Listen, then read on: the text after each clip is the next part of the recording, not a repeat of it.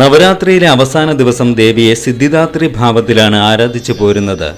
ഭക്തർക്ക് സർവസിദ്ധികളും ദേവി പ്രദാനം ചെയ്യുന്നുവെന്ന് പണ്ഡിതമതം. താമരപ്പൂവിൽ ഉപവിഷ്ടയായ ദേവിക്ക് 4 കരങ്ങളാണുള്ളത്.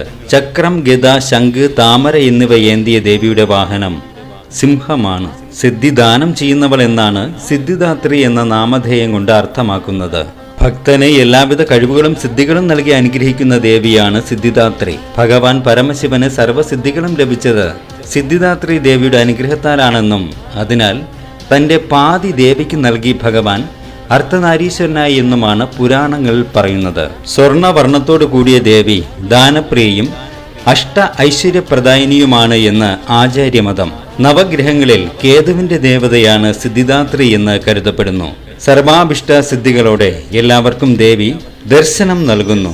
മഹിമ, ഗിരിമ, ലഹിമ, പ്രാപ്തി, പ്രാകാമ്യം, ഈശുത്വം, വശ്യത്വം എന്നീ അഷ്ടസിദ്ധികൾ ഈ സങ്കല്പത്തിലൂടെ ആരാധിച്ചാൽ കൈവരുമെന്നാണ് വിശ്വാസം. ചതുർഭുജങ്ങളിൽ ഗദാചക്രങ്ങളും ശംഖും താമരയും ധരിച്ച ദേവി സർവാഭിഷ്ട വരദായിനിയായി പരിലസിക്കുന്നു. നവരാത്രിയുടെ 9ാം ദിവസം കന്യാപൂജയ്ക്കായി ദേവിയെ സുഭദ്രയായി ആരാധിക്കണമെന്നും ആചാര്യന്മാർ പറഞ്ഞു വയ്ക്കുന്നു.